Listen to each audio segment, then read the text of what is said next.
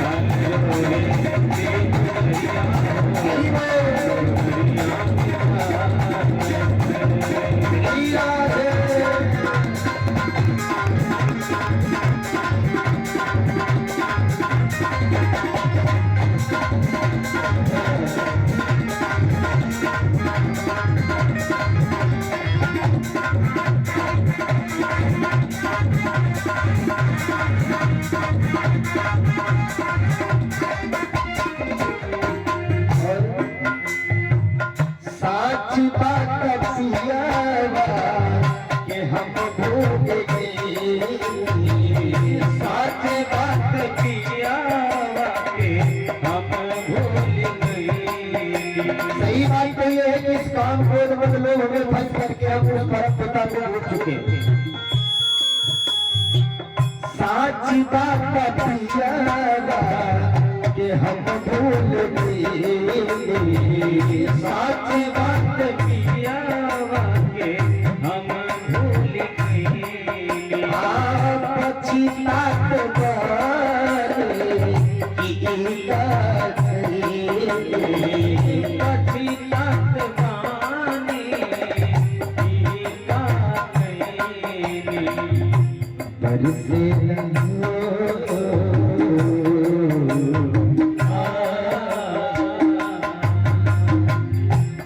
Parisela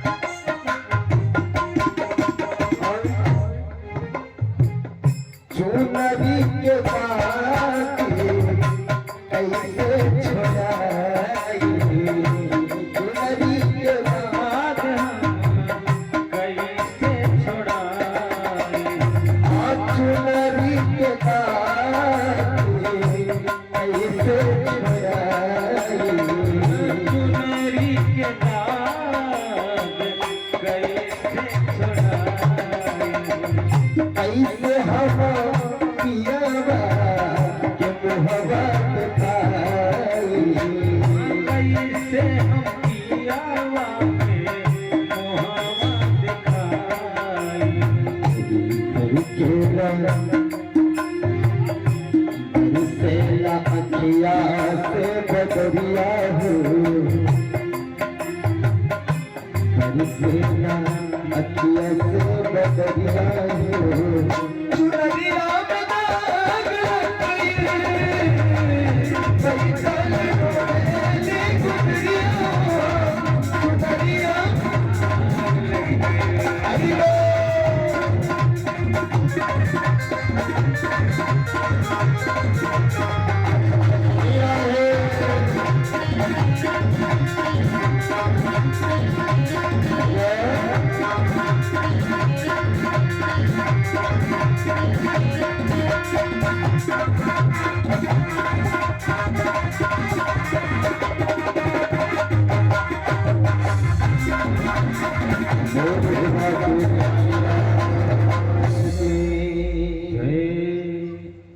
तो मनुष्य को चाहिए कि जब तक शरीर में जान है तब तक उस प्रभु का हम गुणगान कर लें, क्योंकि यदि साथ जाने वाला है तो जो प्रभु का नाम कर ले लिया वो जाएगा और जो दान कर लिया वो जाएगा।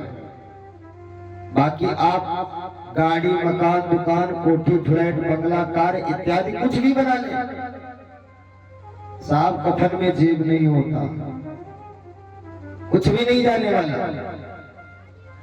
आजकल लोग दान भी करते हैं तो जानते हो, महाराज नाम बोलो या तो बैनर छपवाओ उसमें नाम लिखो, दान का भी सोहरा करते हैं, लेकिन दान भी ऐसा होना चाहिए कि दाएं हाथ से दिया जाए बाएं हाथ को पता ना लगे, दान ऐसा होना चाहिए। इसलिए इस शरीर जो मनुष्य का मिला है, क्योंकि बड़े भागी मानुष तन पावा सुर दुर्लभ सत ग्रंथ निवास सुर दुर्लभ सत ग्रंथ निवास ओ साधन धाम मोक्ष करि द्वारा साधन धाम मोक्ष करि द्वारा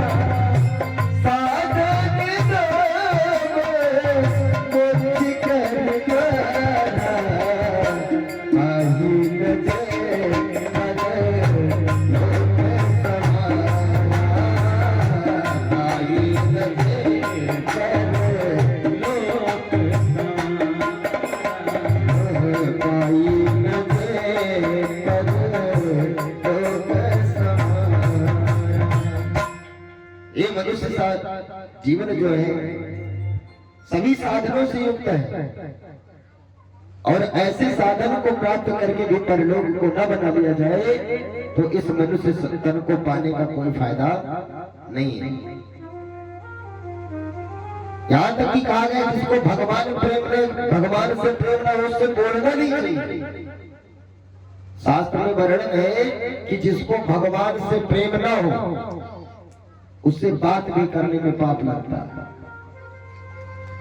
तो किसी ने पूछ लिया कि किसी ने छोड़ा है क्या, ऐसे कैसे कह दिया? हाँ छोड़ा है। किसको? तजव पिता पहला विभीषण बंधु भरत महतारी।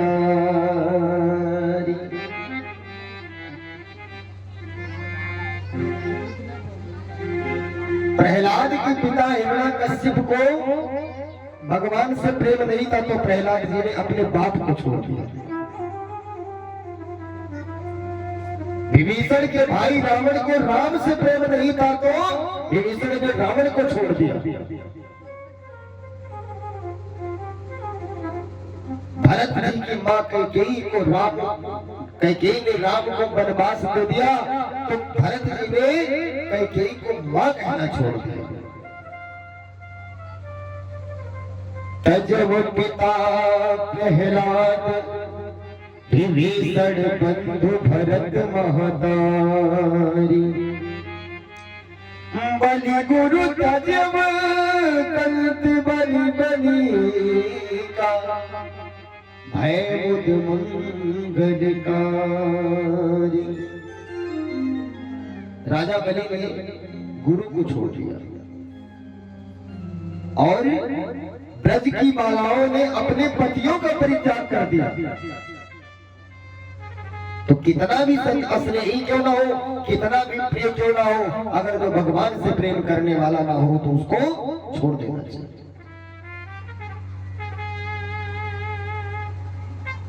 कल तक आप लोगों ने कथा सुनी थी, कल की कहां तक सुना था?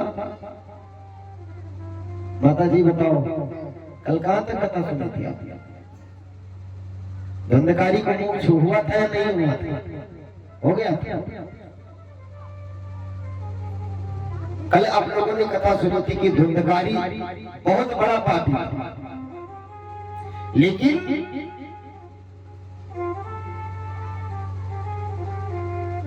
भागवत की कथा सुनने से ऐसे अधम पापी का भी कल्याण हो गया। और जब गोकर्ण महाराज जी की मुक्ति हुई तो मुक्त होकर के निकले, भागवत को धन्यवाद करने लगे। क्या धन्या भागवती वार्ता प्रेत पीड़ा विनाशिनी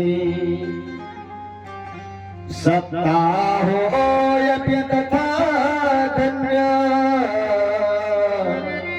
कृष्ण लोक फल प्रदः। धन्य है भागवत की कथा, जिसने मुझ जैसे पतित प्रेतात्मा को भी परम पुनीत बना दिया। और इस सब प्रकार के पापों को भस्म करने वाली इस भागवत कथा को भला कौन नहीं सुनना चाहता। या शरीर तो नाशवान है, प्रातः जो भोजन करते हैं वह शाम तक बुझ जाता है। ऐसे अन्न से बनी हुई आकाया कितने दिन टिकेगी? ऐसी अनित्य काया को पाकर जो नित्य शाश्वत परम तत्व को जान ले, उसी मानव की मानवता सार्थक। अन्यथा बुध बुधाई तो मसकाई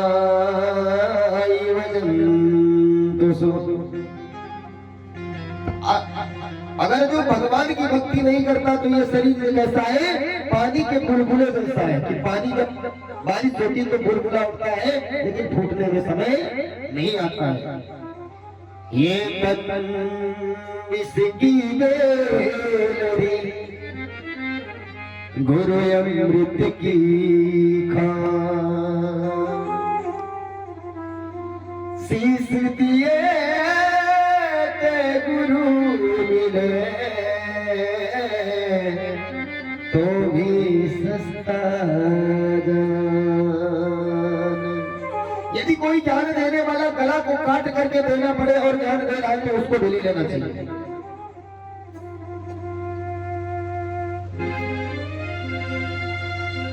मच्छर पैदा होता है और मर जाता है, उसकी आयु का कोई पता है? बैठ गया, किसी ने निपटा दिया। ऐसे ही ये हमारे शरीर है, इस शरीर का कोई भरोसा नहीं है। इसलिए जो कुछ करना है कर ही डालो, कल के नहीं छोड़ना चाहिए।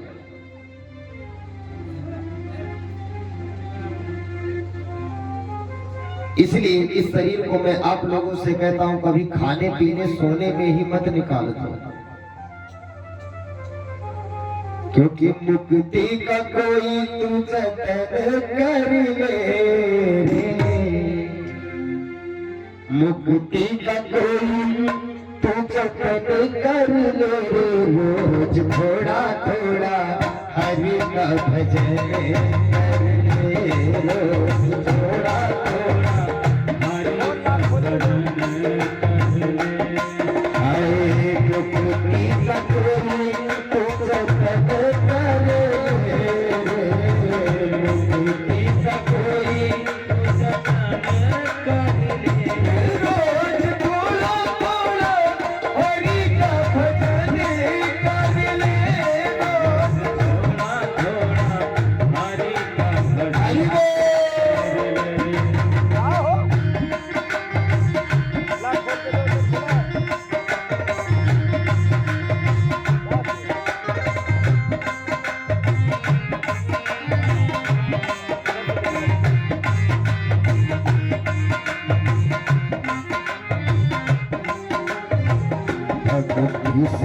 आत्मा का मेल छूट जाएगा, भक्ति से आत्मा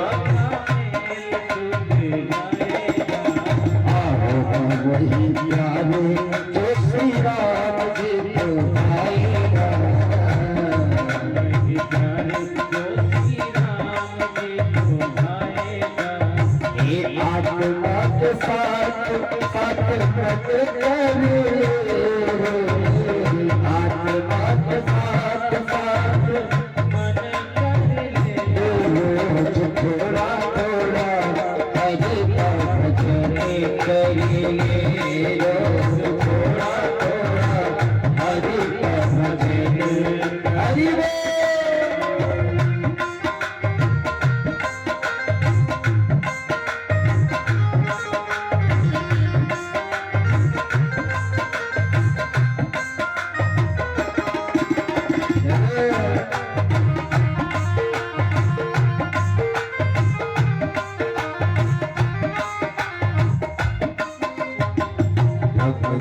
करूँगा तो बड़ा ही सुख आएगा, भक्ति करेगा तो बड़ा ही सुख आएगा, भक्ति करेगा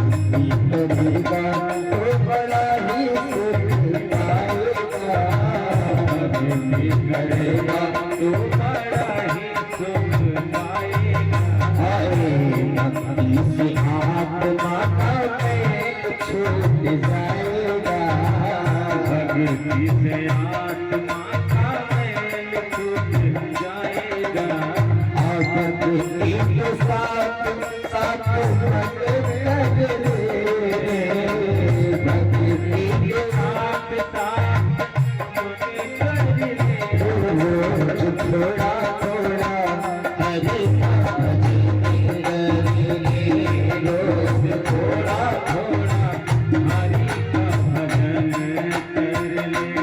और संगत करे अच्छे लोगों का, संगत करे अच्छे लोगों का, अथवा मिल जाए इस सभी लोगों का, मिल जाए इस सभी लोगों का। जिंदगी को अपने चमन कर ले, जिंदगी को अपने चमन कर ले, रोज थोड़ा थोड़ा हरि का भजन करे, रोज थोड़ा थोड़ा हरि का भजन। बोलिए बिहारी लाल की जय।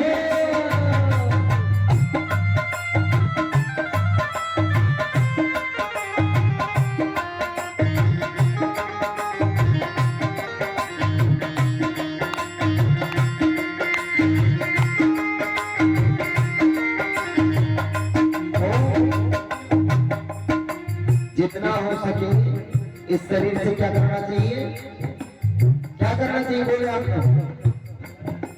क्या करना चाहिए। पहली बात तो देखिए कितनी दूरी बना रहे हैं भगवान, यहाँ से वहां तक बिछा हुआ, लेकिन सोचते हैं कि दीवार के उस पार ही बैठे रहते तो और अच्छा रहता है। आप लोगों के लिए जगह इधर बनाई गई थी, आप लोग पीछे ही तो बैठे हैं, उठ के आ जाओ, और सब लोगों से मुझे तो थोड़ा आगे होकर के बैठ जाए।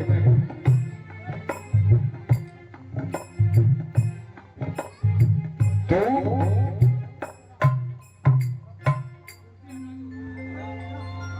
अभी कोटा पे राशन बढ़ता होता तो सबसे पहले आगे लाइन लगा के खड़े होते,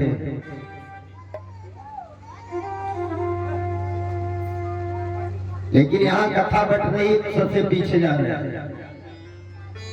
आगे बैठो, आप लोगों के लिए इधर जगह बनाई गई है, पुरुषों के लिए इधर बनाई गई है।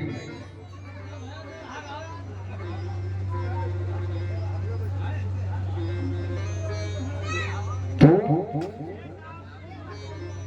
कथा मंदाकिनी में स्नान करते ही जीवों के समस्त पाप धुल जाते हैं। इतना ही नहीं, सारे संसार का कीचड़ धुल जाता है जब कथा रूपी गंगा के सामने हम बैठते हैं।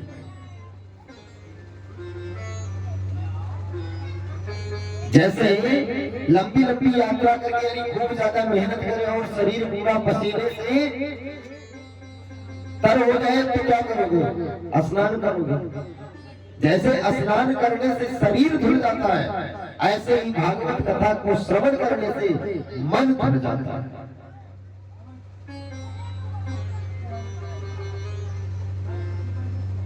क्योंकि अब धुंधकारी जी ने तो कथा श्रवण कर, धुंधकारी जी महाराज कथा की महिमा बताने लगे। इतनी बीच में ही भगवान के पार्षद विमान लेकर के आ गया और धुंधकारी को भगवत धाम ले जाने के लिए आए। धुंधकारी सबको प्रणाम करके विमान में बैठ गया। गोकर्ण जी ने भगवत पार्षदों से पूछा कि अत्रैव बहुवासन्ति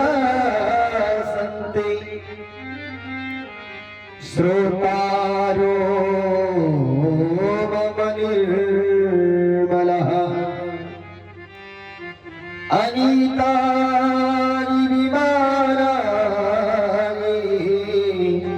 नाते साम्यगत कुतः। गोकर्ण जी ने प्रश्न कर दिया कि यहाँ पे हजारों श्रोता बैठ करके भागवत की कथा श्रवण कर रहे थे, तो ये विमान केवल धुंधकारी के लिए ही क्यों है? भगवान के पार्षदों ने कहा कि भैया गोकर्ण, श्रवणस्य विभेदेन फल भेदे अत्र संसितः श्रवणं तु कीर्तनं सर्वैर् तथा मननं कृतं फलभेदस्तु जातो भावनादपि मानदः। भगवत पार्षदों ने कहा कि गोकर्ण भैया सुनो, कथा तो सबने सुनी, लेकिन मनन पूर्वक जो कथा पाठ करना चाहता है वह केवल धुंधकारी नहीं है। जैसे यहाँ पे इतने लोग बैठे हो, अब मन से कौन सुन रहा है वो तो खुद ही जानता हूं। फल किसको मिलेगा? जो मन लगा करके सुनेगा। तो भगवान के पार्षदों ने कहा कि बैठे तो यहाँ पे सब थे, लेकिन जो सुनने का शैली था, जो मन लगा करके सुनना था, वो धुंधकारी ने सुना। कुछ लोग समय पास के लिए ही कथा में आते हैं, क्या कि चलो थोड़ा समय पास हो जाएगा, है ना? तो कुछ चित्रान्वेषण करने आते हैं, यानी कि तो कोई व्यवहार निभाने आते हैं कि वो हमारे यहाँ आए थे तो हम भी चले जाए।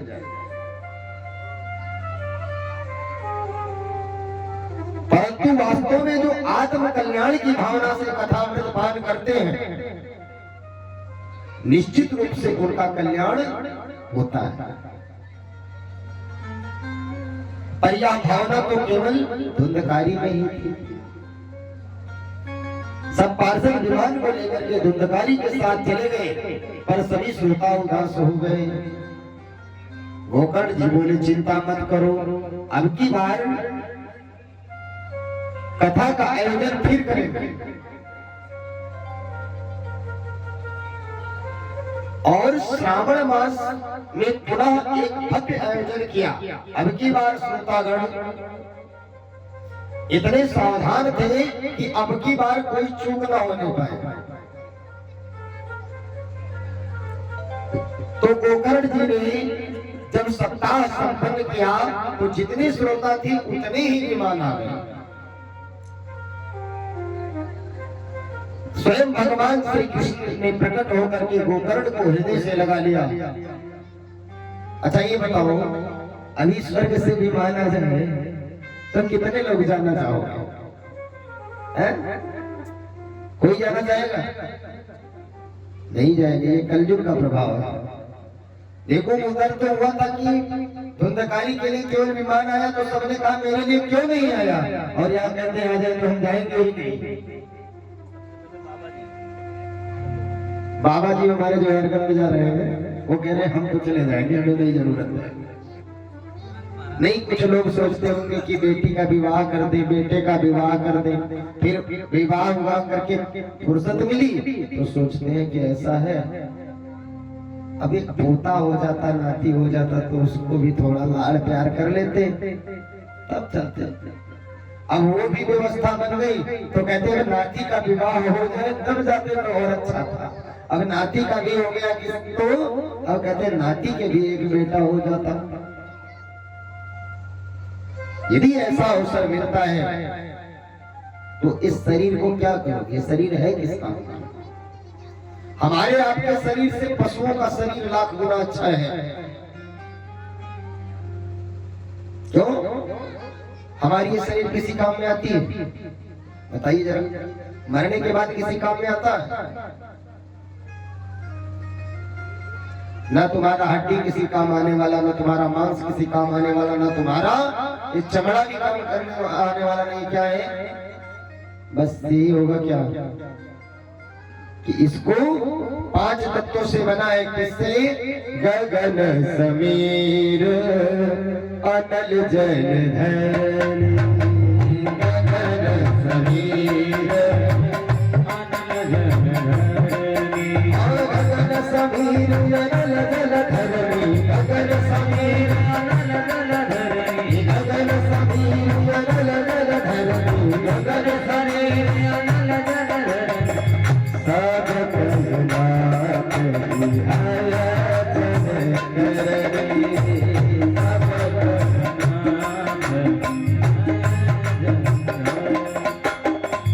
छीत जल पावक गगन समीरा, छीत जल पावक गगन। दोनों चौपाई एक ही है। चित जल पावक गगन समीरा। चित मतलब आकाश, चित मतलब ये धरती, जल मतलब जल पानी, पावक मतलब आग, समीर मतलब हवा। चित जल पावक गगन समीरा, गगन मतलब आकाश। और इधर क्या कहा गया कि गगन समीर अनल जल धरनी। गगन का मतलब आकाश, समीर का मतलब हवा। गगन समीर अनल, अनल मतलब आग, जल मतलब पानी और धरनी मतलब धरती। इस दोनों का अर्थ एक ही है क्योंकि इनका काम क्या है? जड़। और जब ये जड़ वाली वस्तुओं से इस शरीर का निर्माण हुआ है तो ये शरीर चैतन्य नहीं हो सकता। जब तक इसमें आत्मा है तब तक ये शरीर चैतन्य है, और जो ही आत्मा निकल जाता है तो ये जड़ से बनी है और जड़ ही हो जाती है। क्योंकि ये 5 तत्व की शरीर है और पांचों में जाकर के मिल जाती है, तो इस शरीर पे भी गुमान करना उचित नहीं है। ये शरीर भी 7-8 पे नहीं जाती, तो इस शरीर पे क्या घमंड करा जाए? तो जैसे श्री राघवेंद्र सरकार प्रभु के साथ समस्त अवधपुर वासियों ने अपने परम धाम को प्रस्थान किए, ऐसे ही आज गोकर्ण जी के साथ श्रोता समुदाय भगवान के परम पद को प्राप्त करेंगे। सनकादिक कहते हैं, अब बताइए नारद जी, आप कह रहे थे कि कैसे कैसे पापी कर सकते हैं, तो बताओ धुंधकारी जैसा प्रथम श्रेणी का पापी जब श्रीमद् भागवत कथा श्रवण करने से कर सकता है, तो छोटे मोटे पार्टी कर गए तो कौन सा आश्चर्य है। देवर से नारद सुनकर गदगद हो गए और बोले महाराज एक अंतिम प्रश्न और कर रहा हूं। क्या कि भागवत कथा में तो पान करने के लिए नियम क्या है, भागवत को सुना कैसे है और विधि क्या है। कथा करवाने में खर्चा कितना है, प्रायः लोग पूछ ही लेते हैं कि महाराज भागवत कराने में खर्चा कितना है।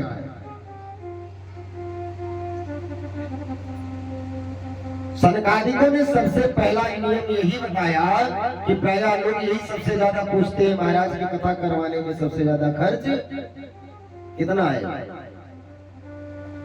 तो वही खर्चा सनकादिकों ने सबसे पहले बताया क्या कि विवाहे यादृशं विप्लवं तादृशं परिकल्पयेत्। बताया कि जैसे हम बेटी के विवाह की तैयारी धूमधाम से हम करते हैं, ऐसे ही अपने सामर्थ्यानुसार भागवत का समारोह करना चाहिए। क्या समारोह करना चाहिए।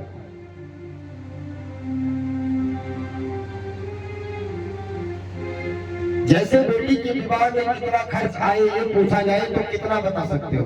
कोई बता सकता है कि बेटी के विवाह में कितना खर्च आता है? चाहो तो अरबों की संपत्ति कर दो खत्म। महाराज विवाह में केवल 100 रुपए का खर्च आता है। सिंदूर फूल माला पंडित जी बता देंगे, वो जानते हैं। पंडित जी के पूजा में और मंत्र में सब मिलाकर के 100 से ज्यादा का सामान नहीं आएगा।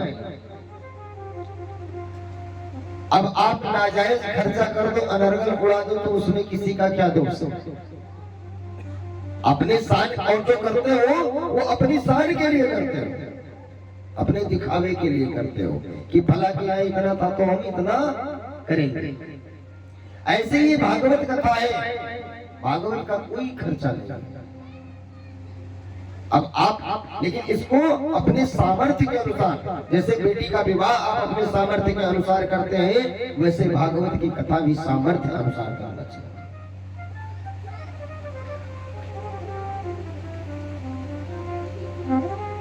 यदि सकाम अनुष्ठान हो गया है तो किसी दैवज्ञ से बहुत बढ़िया मुहूर्त पूछना चाहिए। और यदि निष्काम भाव से भागवत कथा करते हो तो कहीं भी किसी भी समय और किसी भी स्टार्ट आप कर सकते हैं।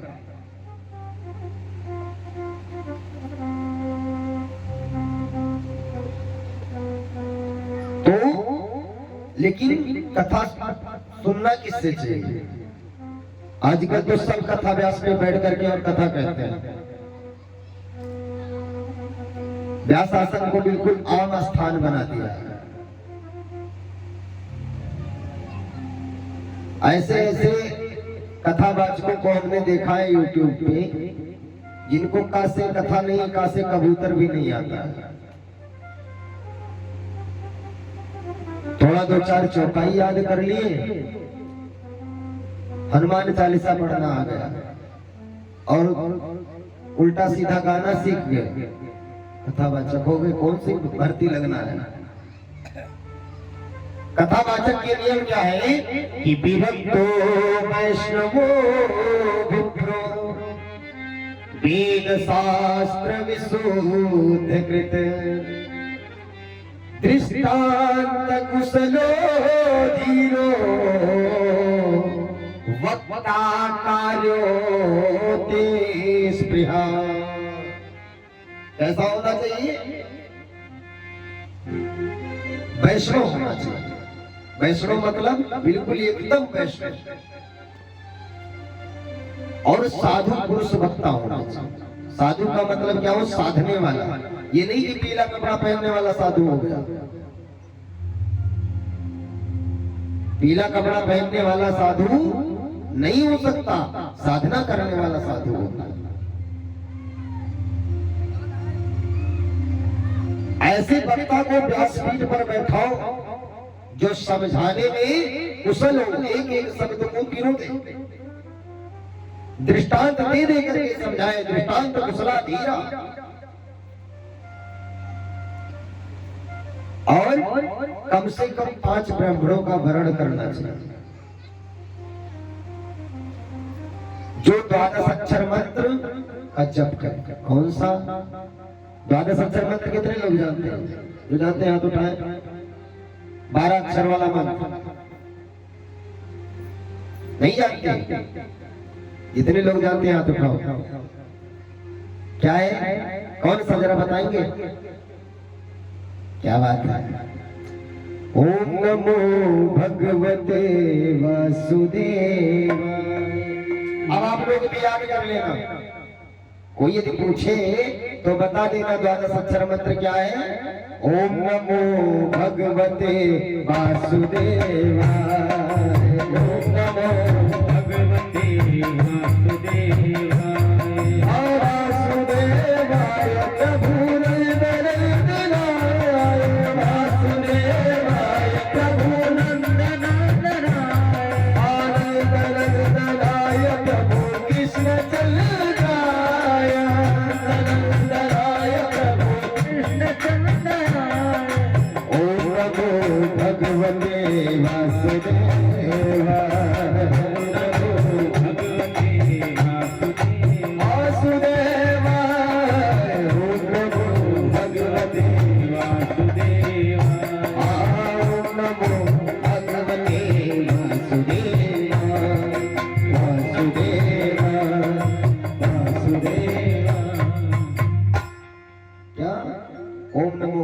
वासुदेवाय।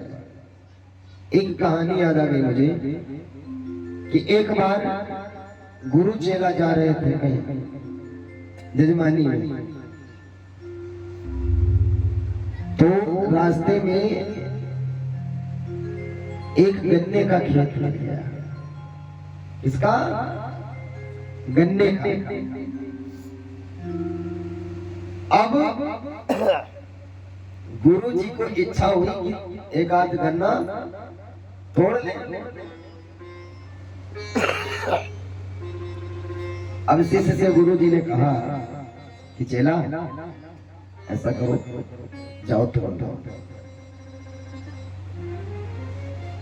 गुरु जी ने कहा देखो, चेले ने कहा देखो महाराज, रखवाली करने वाला बहुत तेज है, मारेगा बहुत। क्या कहा? रखवाली करने वाला बहुत तेज है और यहाँ पे बैठा भी। अच्छा, कहा कि ऐसा है, यदि कोई आएगा ना तो मैं बताऊंगा कि आ रहा है। कैसे? ऐसे बताओगे तब तो वो समझ जाएगा। जो भाई आएगा वो तो सुनेगा, वो भी तो समझ जाएगा। नहीं, हम अपने तरीके से बताएंगे। क्या? चेला को बोला कि जैसे जब मैं कहूंगा ओम, तब समझ जाना कि कोई आ रहा है, और नमो बताऊंगा तो झुक जाना, और यदि बोल दिया भगवते तो भाग लेना, और वासुदेवाय जैसे बोलूंगा तो समझ लेना कि बांस लेकर के आ रहा है। क्या? बांस लेकर के आ रहा है। अब चेला राम गन्ने में घुस गए, तोड़ने लगे, तब तक उधर से मोटा सा लठ लेकर के वो आ गया। गुरुजी चिल्लाए ओ, वो खड़ा होके देखा, अच्छा नमो, झुक जा। बांस देवाए, बड़ा तगड़ा बांस लेकर के आ रहा है, भाग लो। ऐसे निकल गए दोनों गुरु चेला। तो भाई आपस में मेल हो तो कुछ भी हो सकता है। सामने वाला समझ भी नहीं पाया और ये निकल भी गए। तो कम से कम 5 ब्राह्मणों को वर्ण करना चाहिए। जब इसलिए कराया जाता है कि कथा में कोई विघ्न बाधा न। और लघ्वाहार सुखावह, आहार जो करना चाहिए बहुत हल्का, अल्पा। आजकल तो कहते हैं महाराज व्रत तो हो ही नहीं पाएगा, यहाँ तो हो भी जाता है। दिल्ली में यजमान से कह दो आज आपका व्रत होगा, महाराज व्रत कैसे कर पाएंगे। तो उनसे बोल दो कि भैया ऐसा है व्रत, एक टाइम भोजन कर लेना, इतने पे नहीं तो आप फलाहार भी कर लेना दिन में 2-3 बार। कहीं महाराज इतने पे नहीं तो तब गुरु जी भी कहते थे तब फुलाहार ले लेना। क्या फुलाहार ले लेना? क्या करें भाई, कब तक समझाएंगे? तो हम लोग भी बता देते कि भाई जब नहीं चल रहा है तो फुलाहार लो। तो भोजन कम करना चाहिए। क्यों? क्योंकि भोजन अधिक करोगे तो निद्रा है। अब यहाँ लोग कथा में जानते हो क्यों सो जाते हैं? खा पी के बढ़िया आते हैं और फिर कुंभकर्ण की पत्नी की याद आती है तुरंत। कुंभकर्ण की पत्नी को जानते हो? कितने लोग जानते हो? निद्रा देवी नाम है उनका। कारण है जब राम जी सभी राक्षसों का विनाश कर दिया, कुंभकर्ण को मार दिया, निद्रा देवी रोती गाती हुई पहुंच गई कहीं। कहा महाराज की ये बताओ मैं अब कहाँ जाऊं और मेरी मुक्ति अब कैसे होगी? आपकी मुक्ति तो बड़ा सरल है। कहा कैसे? कहा जहाँ पे मेरी कथा प्रारंभ हो जाएगी वहीं पे आकर के तुम भी बैठ जाना, तुम्हारी भी मुक्ति हो जाएगी। तो कथा में देखिए, जिनको दवाई खानी पड़ती हो टेबलेट नींद की, वो भी आकर के कथा में बैठ जाए, ध्यान से सुनने लगे, नींद आ जाएगी और सो जाएगा।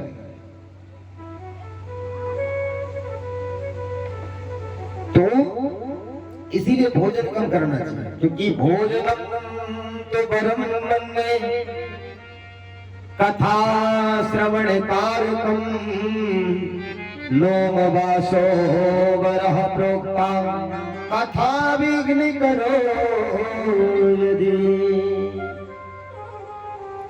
उपवास रखने से कथा में यदि कोई बाधा उत्पन्न होती है तो उपवास की कोई आवश्यकता नहीं। भोजन करके आवे, लक्ष्य है कि कथामृत को जैसे जैसे प्रीति हो सुनने में उतना आनंद आता है। भाई कथा में जितना आपका प्रेम होगा उतना आपको कथा में आनंद आएगा, और यदि कथा में प्रेम नहीं होगा तो कथा में आनंद नहीं आ सकता। वैसा ही शरीर के सामर्थ्य अनुसार नियम ले। वक्ता के और वक्ता में साक्षात सुखदेव भगवान का दर्शन करना चाहिए। सुखरूप प्रबोधज्ञ सर्वशास्त्र विशारद एतत् कथा प्रकाशेन मद ज्ञानं विनाशयः। इस भावना से सुख स्वरूप व्यास और व्यासपीठ का पूजन करें। कथा के समापन में श्रोता समुदाय नाम संकीर्तन करें। ये जो नाम संकीर्तन होता है इसका भी नियम है और सबको करना चाहिए। अब इतना समझा करके सभी पहुंच गए, तब नारद जी ने अपनी वीणा को संभाल लिया और जितने श्रोता समुदाय में बैठे हुए भक्तजन थे वे अपनी अपनी योग्यता के अनुसार कीर्तन करने लगे। प्रहलाद जी महाराज ताली बजाने लगे, उद्धव जी ने मजीरा संभाल लिया, श्री देवर्ष नारद जी ने वीणा पर माल घोष राग छेड़ दिया। श्री नारद जी ने वीणा पर माल घोष राग छेड़ दिया और अर्जुन बड़े बड़े संगीताचार्य हैं, उन्होंने उसी राग रागनी में आलाप करना प्रारंभ कर दिया। फिर बिना ताल के राग तो अधूरा सा ही रहता है। यदि ताल नहीं है तो कितने भी रागी हो अधूरा है। और अतः देवराज इंद्र ने मृदंग पर थाप देना प्रारंभ कर दिया। सरकारिकों ने बीच बीच में ताली बजाते हुए जय हो बलिहारी कहकर संगीतकारों का उत्साहवर्धन करना प्रारंभ कर दिया। और क्योंकि अब सबने गाने लगे क्या, श्रीमन्नारायण नारायण हरे हरे, हरे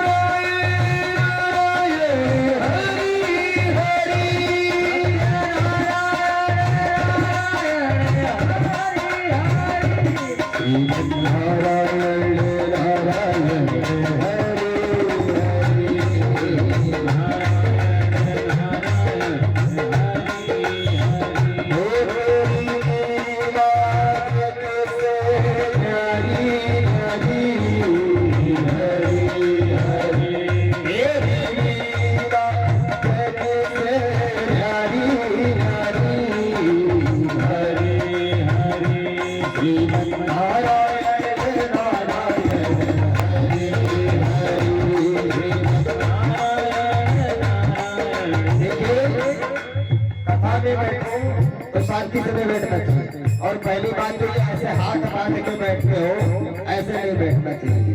ये जानते हो कौन सा आसन है? ये दलिद्रासन है।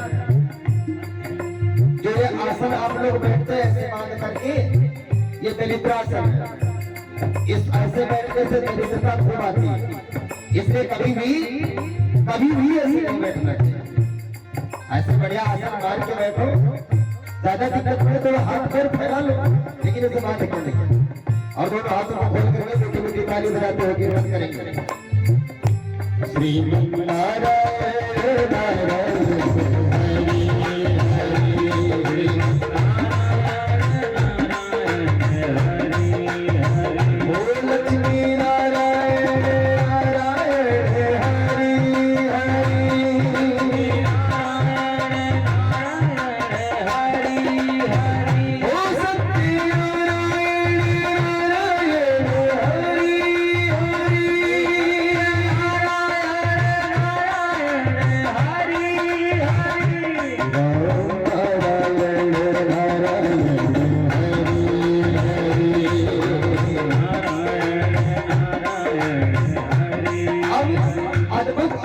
संकीर्तन होने लगा और मधुर कंठ से इस लोगों को गुनगुनाने लगे और घूमने लगे। सुखदेव जी प्रकट हो गए उसी बीच में और मधुर कंठ में गुनगुनाने लगे। क्या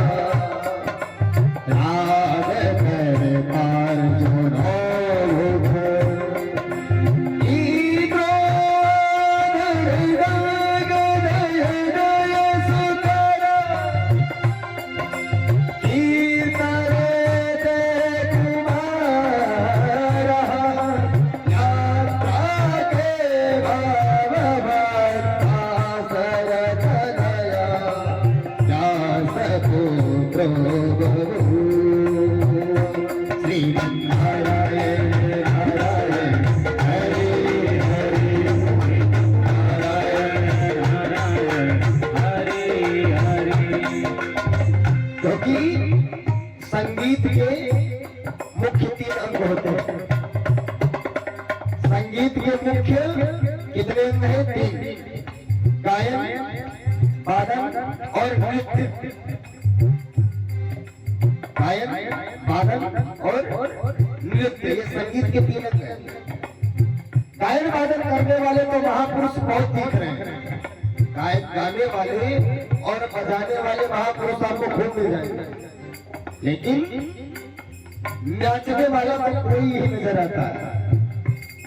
और उस कमी को पूर्ण करने के लिए भक्ति महारानी अपने दोनों पुत्रों का हाथ पकड़कर संत समुदाय के बीच में प्रकट हो गई और पापा खैया करके नृत्य करके भाव में लोग करना जुटी। नर कतवत्ते विकमेव तत्र भक्तयादितना नकमत सुतेजा सुदामाला असन्नो अपगतो नमो असन्नो अपगतो नमी निकुंज में विराज भगसा सुरा तेरा निकुंज में विराज भगसा सुरा तेरा ओ सामुरा तेरा भगसा सुरा तेरा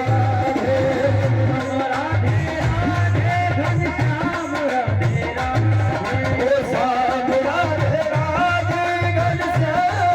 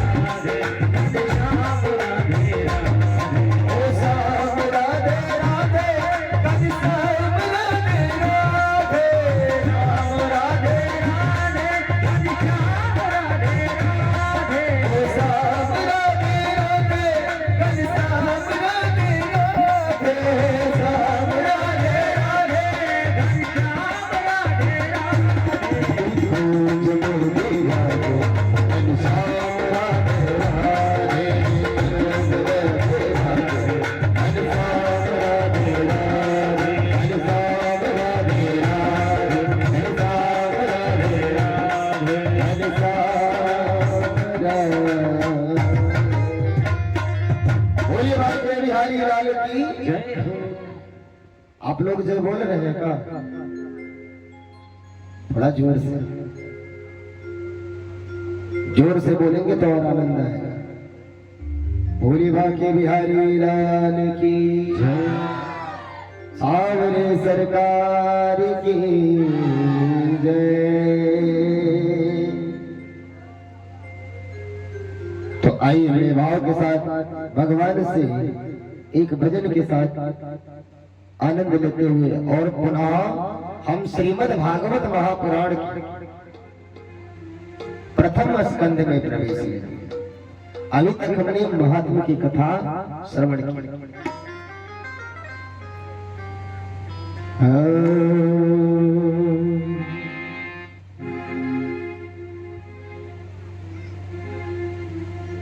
मेरे बाके बिहारी पिया चुरा दिल मेरा लिया। आए हाय तूने ये क्या किया, आए हाय तूने क्या किया, चुरा दिल मेरा लिया। अभी कोई भैया क्या नाम बता गया है? कृपा राम जी की तरफ से 50 मुद्राएं ठाकुर जी के चरणों में सादर समर्पित हुआ है। ठाकुर जी अंधन भंडार भरते रहे और इनके परिवार के ऊपर ठाकुर जी की संपूर्ण कृपा बनी रहे। भोली बाके बिहारी लाल की जय। तो छीन लिया मेरा भोला सा मन, भोला सा मन, राधा रमण कर राधा रमण। भोला सा मन,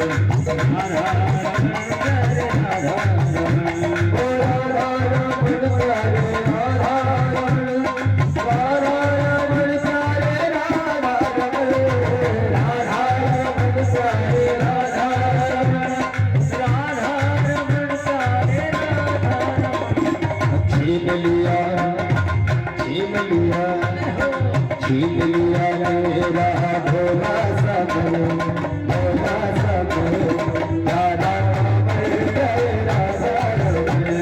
छीन लिया मेरा भोला सा मन, राधा रमण लिया रे।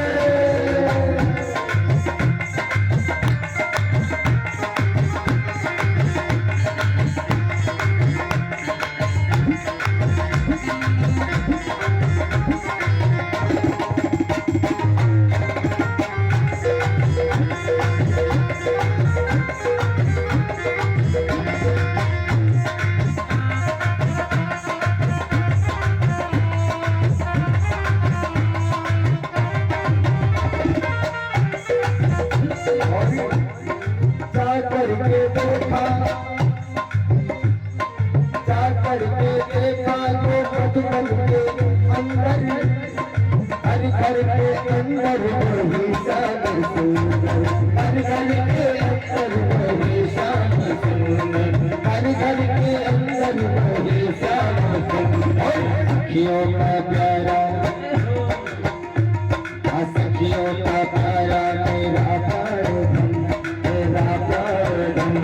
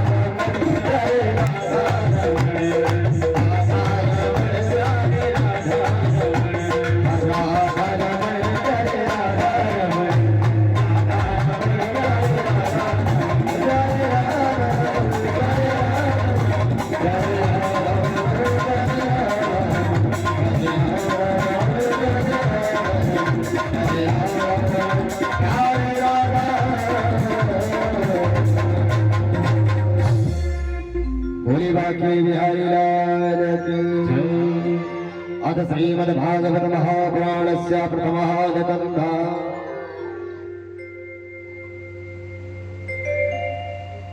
श्रीमद्भागवत कथा महापुराण का प्रथम श्लोक क्या है?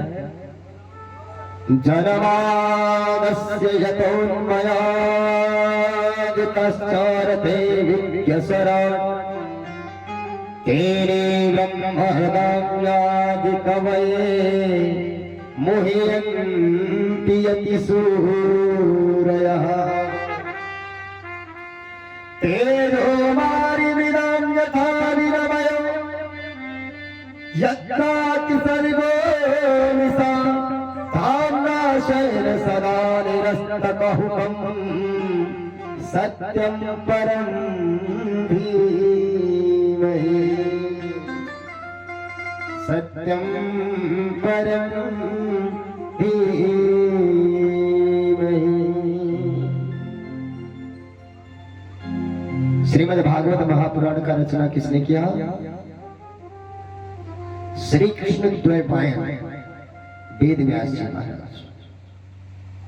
रचना करके जब श्री हरि नारायण प्रभु को दिखाई तो प्रभु ने पूछा ये क्या बनाया? व्यास जी ने कहा भागवत। पहले इसका नाम क्या रखा गया था?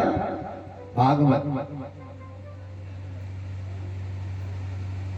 तो नारायण ने पूछा इसका अर्थ क्या है?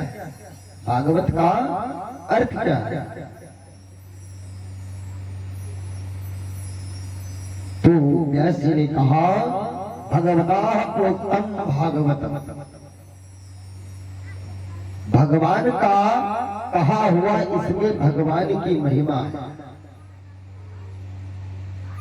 वहां श्री लक्ष्मी जी भी बैठी थी। मैं बोली कि ग्रंथ में मेरा तो नाम कहीं है ही नहीं। व्यास जी बोले माता जी भगवत्या प्रोक्तम सुभागवतम। भगवती का कहा हुआ ही भागवत में बनेगा। इस प्रकार आपका नाम भी आ गया। लक्ष्मी जी बोली ऐसे नहीं, मेरा नाम इसमें स्पष्ट आना चाहिए। तो व्यास जी ने उसमें श्रीमद जोड़ दिया। श्री का, श्री जी का स्पष्ट नाम आ गया। इसका नाम हो गया श्रीमद् भागवत। इस ग्रंथ का शुभारंभ जन्मादस्य यथा इस ब्रह्म सूत्र से किया गया। व्यास जी बताना चाहते हैं कि इस ग्रंथ में हम वैदिक सूत्रों की ही व्याख्या करने जा रहे हैं। अर्थो यं ब्रह्म सूत्राणाम भारतार्थ विनिर्णयः गायत्री भाष्य भूतोऽसो वेदार्थ परमः। वेदार्थ विकम्पते पुराणार्थ वरानने वेदाः प्रतिष्ठिताः सर्वे पुराणे नात्र संशयः। जनमानस्य वा अस्य विश्वस्य यतो यस्मात् जन्म स्थिता भंगा भवन्ति। इस विश्व की जिससे उत्पत्ति पालन और अंत है, जिससे यह लीन हो जाता है, उस परम परमात्मा का हम ध्यान करते हैं। जो इस तत्व का प्रतिपादन करते हैं उसी को व्यास जी ने प्रतिपादन किया है संसार में। सभी पदार्थों में जो अन्वित पदार्थ परस्पर व्यापृत है, पदार्थों का परस्पर व्यातिरेक है। घट घट नहीं हो सकता, पट घट नहीं हो सकता, किंतु परमात्मा संपूर्ण पदार्थ में अनुगत है। कोई कहे क्या संख्याओं की प्रकृति संख्या वाले मानते प्रकृति जगत के व्यापक है, तो कहते हैं नहीं नहीं प्रकृति तो जड़ है। अभी के उस चेतन परमात्मा का ध्यान करते तो वह सिद्ध ज्ञानवान हो जाता है। जिन वेदों के विषय में बड़े बड़े ज्ञानी कहते हैं कि बिन सत्संग विवेक न होए, बिन सत्संग विवेक न होए, ओ बिन सत्संग विवेक न होए, बिन सत्संग विवेक न होए, राम कृपा बिनु सुलभ न सोए, सत्संग के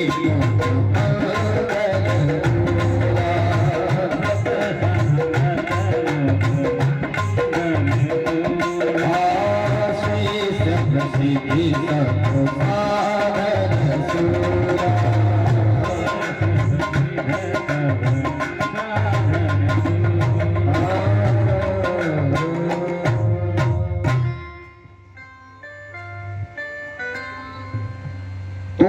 ब्रह्मा जी को जिन्होंने अपने संकल्प मात्र से वेदों का रहस्य प्रदान कर दिया, तेरे ब्रह्म यदा आदि कवे, जिन वेदों के विषय बड़े बड़े ज्ञानी मोहित हो जाते हैं, यो ब्रह्मणं विदधाति पूर्वं यो वेदांश प्रहितो तस्मै।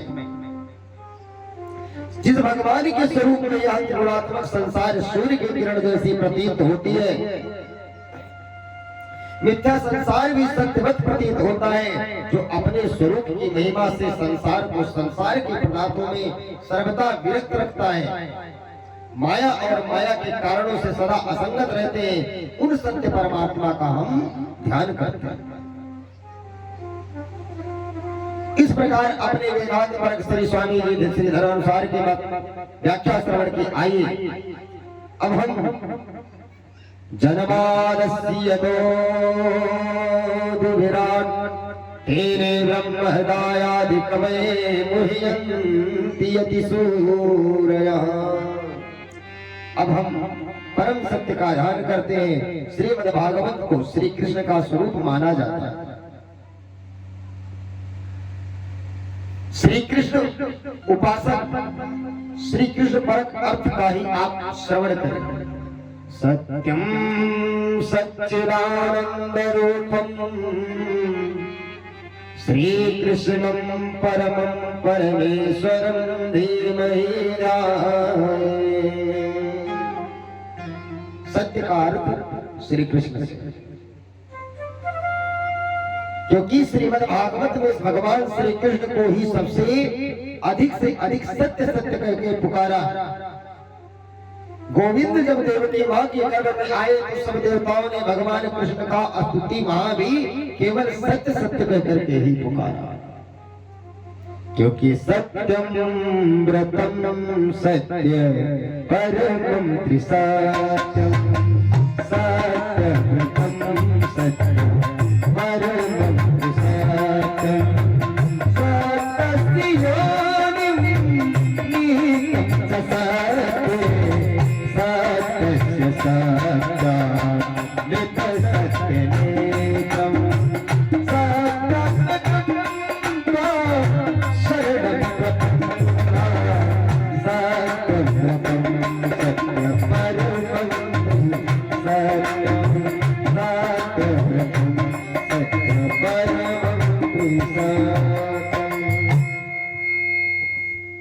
तो देवताओं ने भगवान श्री कृष्ण को ही बार बार सत्य सत्य कह करके पुकारा। तो अब जो अजन्मा है, आदि अंत से परे है, वह परमात्मा भक्तों को परमानंद प्रदान करने के लिए वसुदेव जी के घर में प्रकट। आप कहेंगे कि वसुदेव जी के घर में तो जन्म हुआ ही नहीं, वरन उनका जन्म तो जेल खाने में हुआ था। भाई कृष्ण का जन्म तो जेल खाने में ही हुआ। तो आप ईंट पत्थर के घर को घर नहीं कहते, गृहिणी को घर कहते हैं। वसुदेव पत्न्या देवाक्यम, यानी भगवान श्री कृष्ण ने वसुदेव की पत्नी के गर्भ से जन्म लिया। जन्म लेते ही जो भाग लिए जन्म लिया मामा के बंदी गृह में मथुरा में, और जन्म लेते ही तुरंत भाग कर पहुंच गए कहां? गोकुल धाम। जो हमारे कन्हैया इतने कुशल है कि मामा कंस के बंदी गृह में जन्म लेकर गोकुल भाग आए, पर मामा कंस को कान में भनक लगने नहीं दी। पता नहीं चलने दिया ऐसे परम विपुल परम कुशल है हमारे केशव। गोकुल में आकर अपने श्री रामा मधुमंगल आदि ग्वाल बालों के बीच गोप कोष में सुशोभित हुए श्री कृष्ण, जिन प्रभु ने ब्रज में आकर ऐसी लीलाएं की कि विचित्र लीलाओं को देखकर चतुर्मुख ब्रह्मा जी भी मोहित हो गए।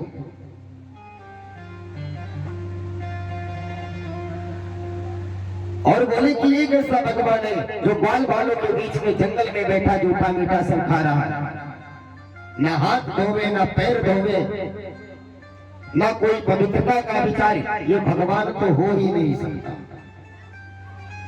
भगवान पे भी संदेह उठा लेते हैं लोग।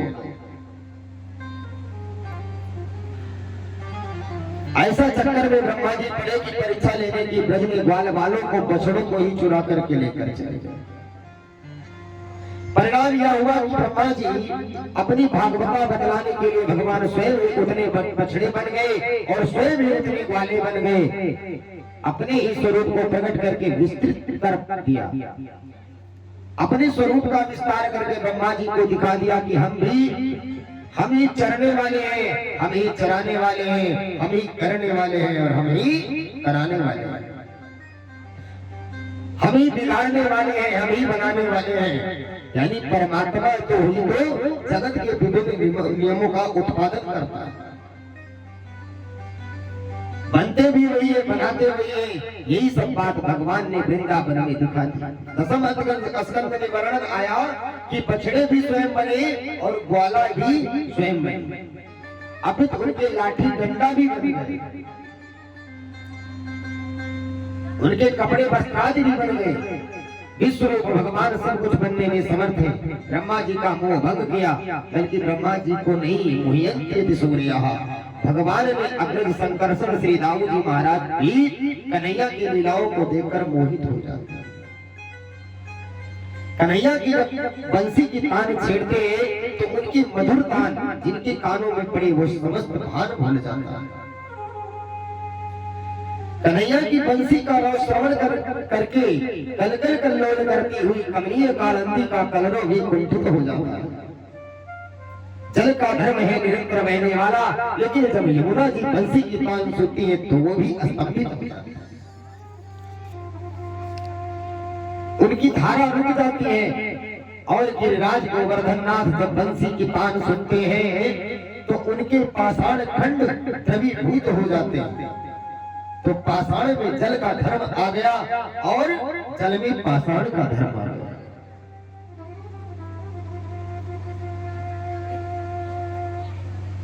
यमुना की धारा पाषाणवत हो गई और गोवर्धन के पाषाण द्रवीभूत हो उठे। ये कन्हैया की बंसी के तान और वैशिष्ट है। भगवान के 3 धाम है। कौन कौन? श्रीधाम वृंदावन, श्रीधाम मथुरा और श्रीधाम द्वारिका। ये तीनों धामों का जो भी परिकर है वह नित्य है। जैसे कि श्री वृंदावन में श्री रामा मधुमंगल नंद यशोदा आदि, मथुरा में अक्रूर उद्धव आदि और द्वारिका में रुक्मिणी सत्यभामा आदि जो भी परिकर है, त्रिसर्ग अमृता सत्य, उन सच्चिदानंद भगवान का समस्त परिकर भी सच्चिदानंद स्वरूप है। अपने वृंदावन में रास मंडली बुलवाया, रसाचार्य अकेले ही थोड़ा आएंगे, पूरे 10-20 पात्रों को लेकर के आएंगे। जैसे आप एक रास लीला करवाया तो क्या जो कन्हैया बनने वाला वो अकेले आएगा? वो तो सबको लेकर के ही आएगा। ऐसे ही हमारे कन्हैया जब आते हैं तो अकेले नहीं आते, अपने परिकरों को साथ में लेकर के आते हैं। अब कन्हैया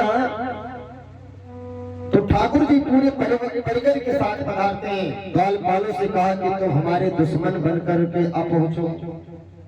द्वारपाल कौन है? भगवान के जानते हो भगवान के द्वारपाल का नाम जानते हो तो जरा हाथ उठाएं, किसी को पता हो तो। क्या नाम? सुकेत। सुकेत सुकेश, जोर से जरा बोलो, यहाँ करके। नहीं बोलिए बोलिए, बिल्कुल नहीं, निश्चिंत होकर। आपका दुर्गेश नाम है, भगवान के पार्षद का नाम क्या है? मैं पूछ रहा हूँ, आपका नाम तो मैं बहुत दिन से जानता हूँ, खूब पहचानता हूँ। जय वीरो तो लोहा फिल्म में धर्मेंद्र और वो बने थे भाई। द्वारपाल हरि के प्रिय दो, जय हरि जय भाग सबको। द्वारपाल हरि के प्रिय दो, जय हरि जय और विजय। एक बार की बात है, सनकादिक जो नारद जी को कथा सुना रहे थे, सनक सनंदन सनत कुमार, ये सनकादिक चारों भैया चल गए कहा? नारायण से मिलने, वो भी आधी रात में, मध्य रात्रि में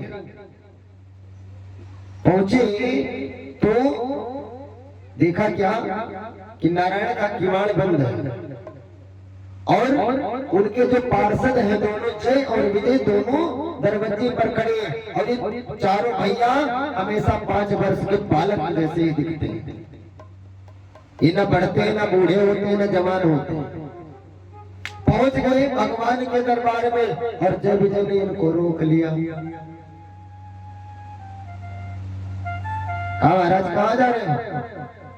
कहा मैं अपने प्रभु का दर्शन करना चाहता हूँ, इतनी रात्रि में दर्शन नहीं हो सकता है। तो जय विजय ने कहा ऐसा करो, हम भी नारायण जैसा ही दिखते हैं, हमारा ही दर्शन कर लो और यहाँ से चले जाओ। श्राप दे दिया सनत कुमार ने।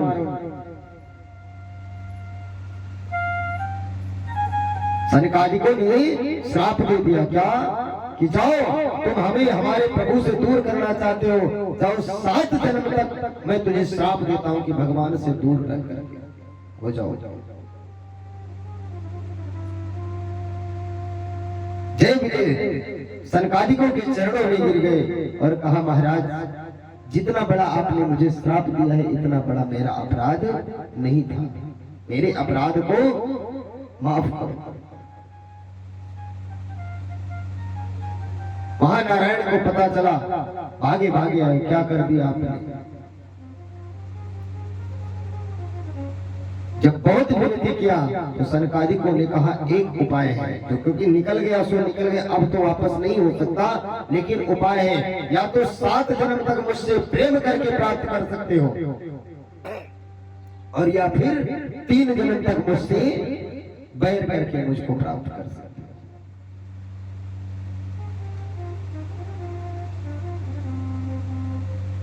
तो जय विजय ने कहा कि महाराज 7 जन्म तो बहुत लंबा हो जाएगा, जो ठाकुर का प्रेमी हो ठाकुर से दूर नहीं होना चाहता, जो भगवान से प्रेम करता है वो भगवान से दूरी नहीं रख सकता।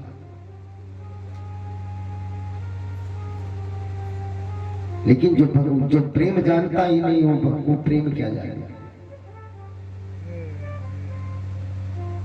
प्रेम में वो ताकत है कि पत्थर को भगवान बना देती है कि मालिनी बुझा कि कोई सकल ना थी प्रेम था, बाई मीरा के कीर्तन में कोई नकल ना थी प्रेम था। जाने क्या हीरे जड़े थे उस नरसी के करतार में, वन में जाया जाके था क्या खाया बाकी फटी रुमाल से, भीगी के बेर खाए उसमें क्या औकात थी, सल हीरे चमक बस प्रेम की ही बात थी। क्योंकि प्रबल प्रेम के पाले पड़कर प्रभु को नियम बदलते देखा। अपना मान टले टल जाए पर भक्त का मान न टलते देखा। जाति बाकी भी कुटुंब से सागर सत्य उबलते देखा। उनको ही यशोदा के भय से अश्रुबिंदु दृग ढलते देखा। क्योंकि ये तो प्रेम की बात है उदो, ये तो प्रेम की बात है उदो। बलदेवी मेरे बस की नहीं है, तो प्रेम की बात है उदो। बलदेवी मेरे बस की नहीं है, ये तो प्रेम की बात है उदो। बलदेवी मेरे बस की नहीं है,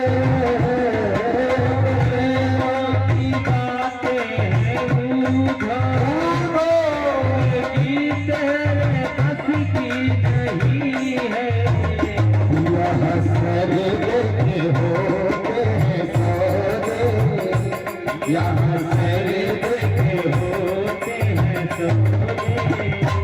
आस की इतनी सस्ती नहीं है, तो प्रेम की बातें हैं वो। बंदगी तेरे बस की श्री राधे।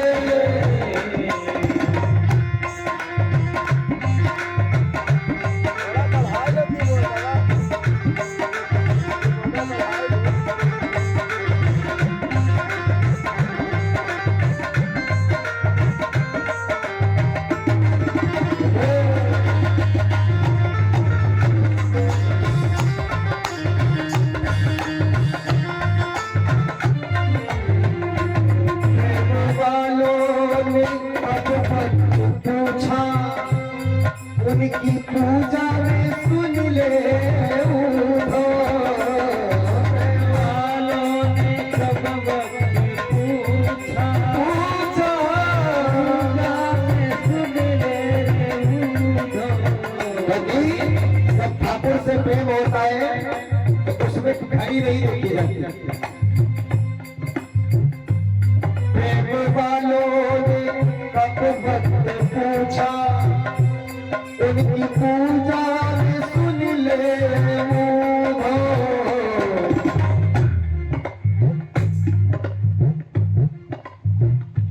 यहाँ दम दम होती है पूजा, यहाँ दम होती है पूजा। सर हिलाने की फुर्सत नहीं है, एक प्रेम की बात है उधो। ये तेरे बस की नहीं है, जो असल में मस्ती में डूबे उनको क्या परवाह जिंदगी की।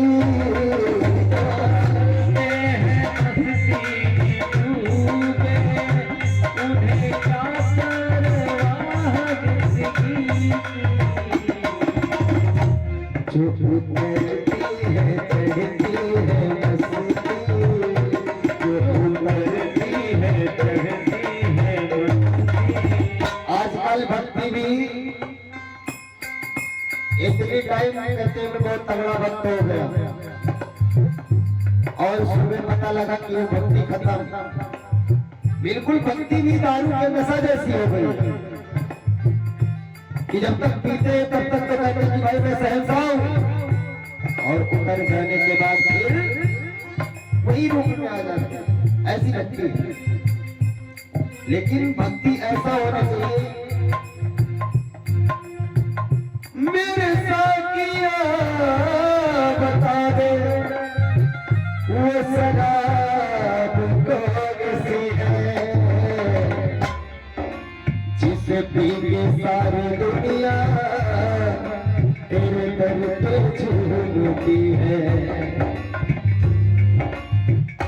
जिसको पीना आ गया उसको ही जीना आ गया और जिसको जीना आ गया उसे मिलने लगीना आ गया। और राम जैसा नगीना नहीं पूरे जगत में गरीबा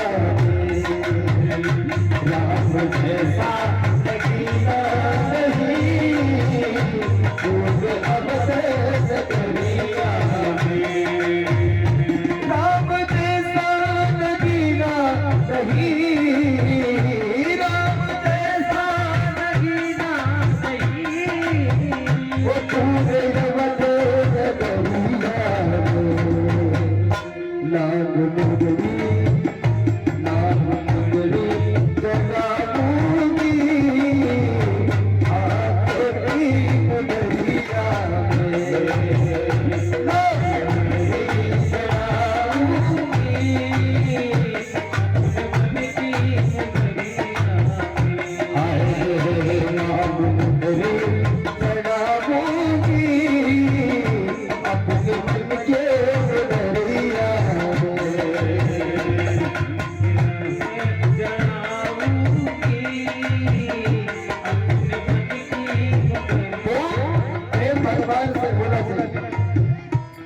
ऐसा नहीं होना चाहिए कि आप चढ़े कर उतर जाए। तो जो उतरती है चढ़ती है मस्ती वो हकीकत में मस्ती नहीं है। तो प्रेम भगवान से करो, ठाकुर से करो। दुनिया वालों से प्रेम करोगे ना तो दुनिया ठुकरा देगी, भगा देगी। ना मानो तो प्रमाण दे सकता हूं कि दुनिया ने किसी का साथ नहीं दिया।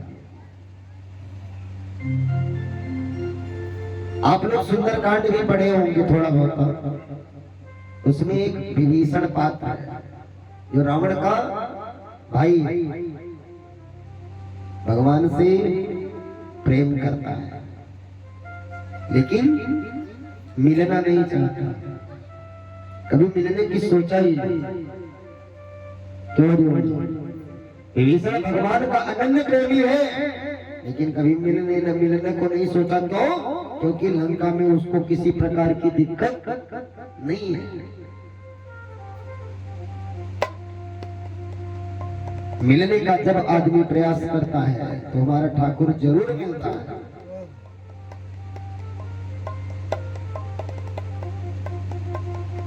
हनुमान जी महाराज जब विभीषण के पास गए, जब तक हनुमान जी नहीं गए, कहते जाने बिन न होई प्रतीति बिन प्रतीत होई नहीं पीती। जब तक किसी को जानोगे नहीं तब तक उसके ऊपर विश्वास नहीं होगा, और विश्वास जब तक नहीं होगा तब तक प्रेम नहीं बढ़ेगा। तो पहले ठाकुर को जानने का प्रयास करो कि ये है क्या, और जिस दिन इसको जान जाओगे उस दिन प्रेम हो जाएगा, और जब प्रेम हो जाएगा तो ठाकुर आपको मिलेगा, अपना लेगा। विभीषण जाना नहीं चाहता लेकिन जब हनुमान जी महाराज पहुंचे तो कहा कि ये बताओ तुम लंका में रह कैसे रहे भैया, धुआं कौन उड़ा रहा है? उसका रहे क्या? तो हनुमान जी महाराज ने पूछा कि ये बताओ तुम लंका में रहते हो क्योंकि यहाँ पे राक्षस ही राक्षस में सारे। तो हनुमान विभीषण जी ने बड़ा सुंदर जवाब दिया, क्या कि सुनवा विभीषण रानी हमारी जिन दशरथी महु जीभ विचारी। विभीषण ने कहा भैया मैं ऐसे रहता हूँ जैसे दांतों के बीच में जीभ रहती है। हनुमान जी ने कहा फिर तो बड़े सुरक्षित हो। आज भी लोग कहते हैं कि भैया मैं उस परिवार में ऐसे रह रहा हूँ जैसे कि दांतों के बीच में जीभ रहती है। समझ लीजिए आप वहां पे बहुत सुरक्षित हैं। कैसे ये बताइए कि पहले जब आपने जन्म लिया तो जीभ साथ में थी या दांत साथ में था?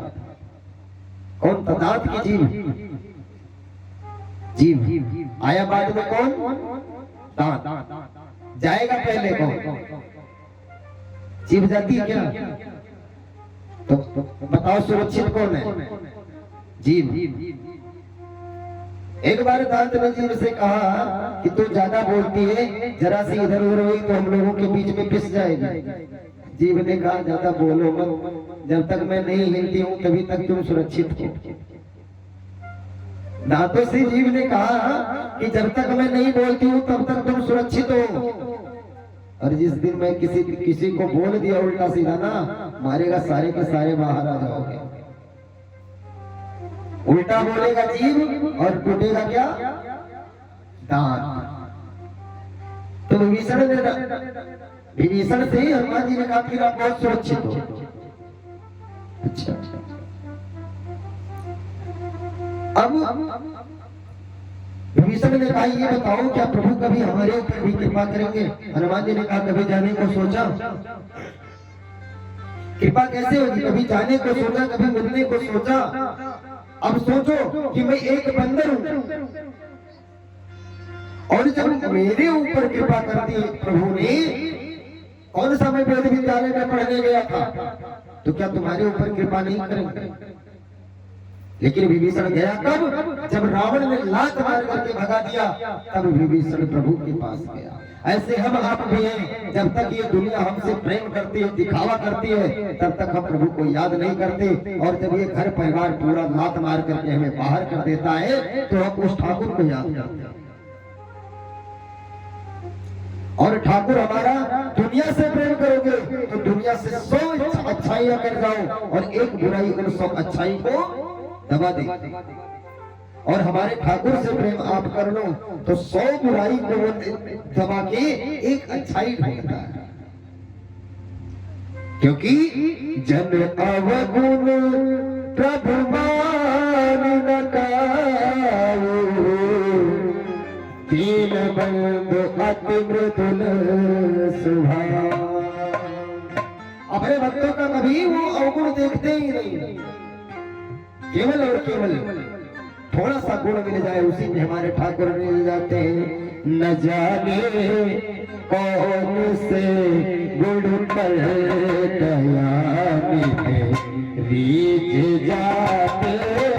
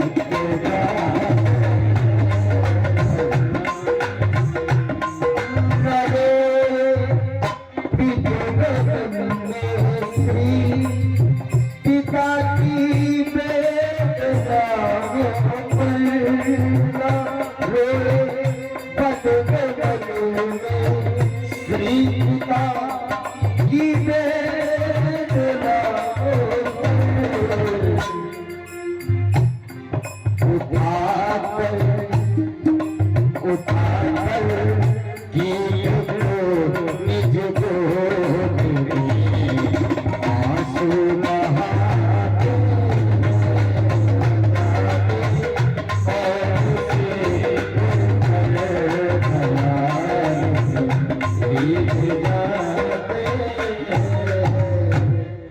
अच्छा ये बताओ, यदि यहाँ पे नाच होता तो क्या जगह खाली रहती है?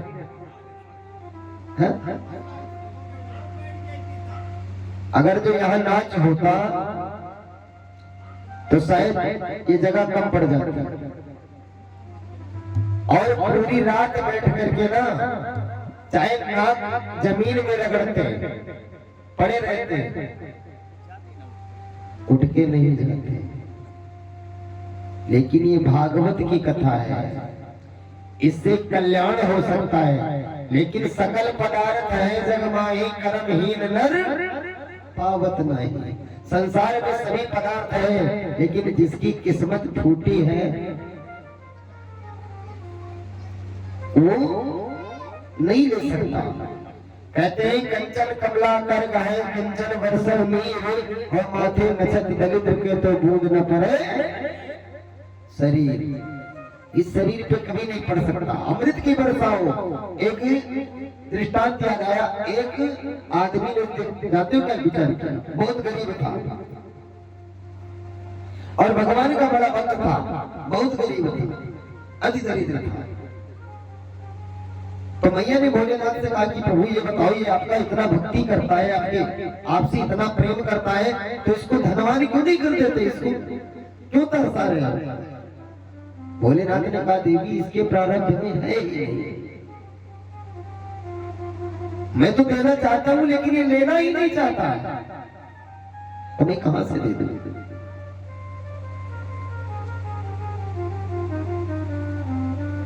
तो मैया ने जिद कर लिया, कहा कि भोलेनाथ आप देना तो चाहो तो मैं कैसे मानूं कि आप देना चाहते हो? मैं नहीं लेना, वो लेना नहीं चाहता। कहा देवी मेरी बात मान जाओ, ये लेना ही नहीं चाहता, मैं सच में देना चाहता हूं। अच्छा तो मेरे सामने दे करके दिखाओ। भोलेनाथ ने बढ़िया सुंदर स्वर्ण की गठरी बनाई, सोने की, सोने चांदी हीरे मोती आदि जवाहरात बांध करके एक गट्ठर बनाया, और ये जिस रास्ते से जा रहा था उसी रास्ते पे गिरा दिया। अब इसके मन में विचार जानते हो क्या आया कि देखो कि जो अंधे होते हैं वो कैसे चलते हैं, वो कैसे चल पाते हैं। और जहां गठरी पड़ी थी उससे कुछ ही दूर पहले उसने आंख ही बंद कर लिया। आंख बंद कर लिया, जब गठरी के उस पार निकल गया तब कहता है हाँ ऐसे ही चलते हैं, ऐसे ऐसे ही चल लेते हैं। हाँ चलना कोई कठिन बात नहीं है। भोलेनाथ ने कहा देवी देख लिया, आप कहते थे कि आप देना नहीं चाहते हो, अरे मैंने दिया इसने लिया नहीं लिया। ऐसे ही भागवत की कथा है, हम खूब दे रहे हैं, आप लोग लेना ही नहीं चाहते हो, तो इसमें मेरी क्या गलती है? अब यहीं पर वही होता दम पे दम मारे जा वाला तो बहुत से लोग बैठे रहते हैं, है ना? अरे यहाँ तक चाहे भैंस द्वारे से खोली जाए